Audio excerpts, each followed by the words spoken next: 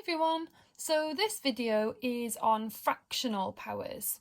So what happens when the power now is a fraction?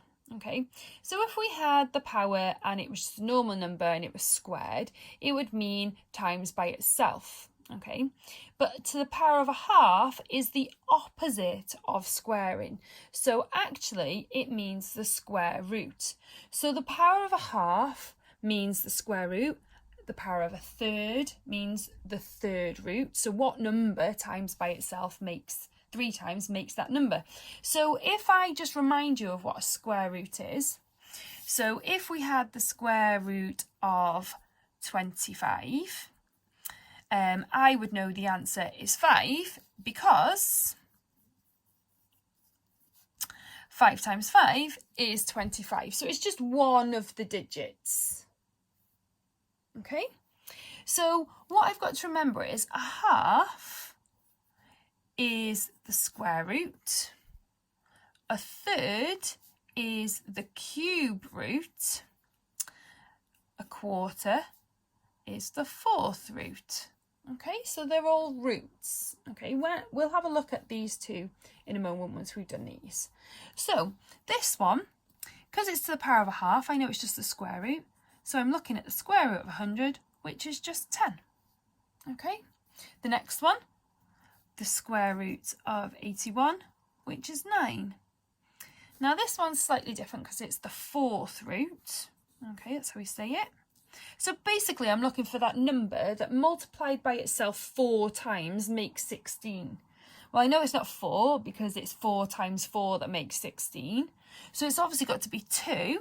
And let's check. So if I did 2 to the power of 4, so 2 times 2 times 2 times 2.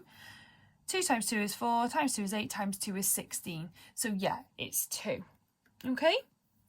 So these are the 3 things you need to remember. Okay? It could be the 5th root, it could be the 10th root, anything.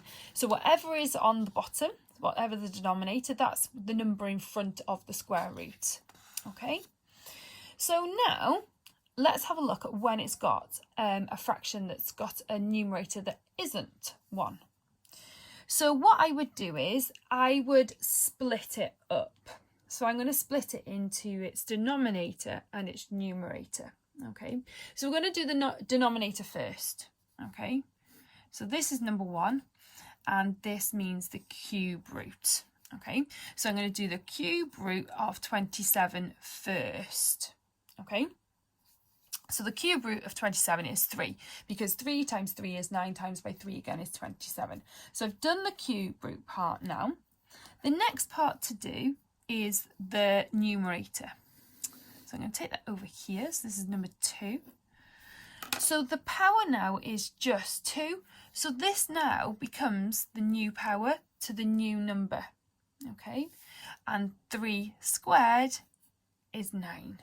Okay, so you can think about it as 2 of these because it's 2 third roots, so it's 2 of those multiplied together. I like to split it up like that because it gets a little bit complicated at times. Okay, so if I do this one now, so I'm going to do the first part as the 4th root of 16, and we've already worked that out here, so I know that that is 2.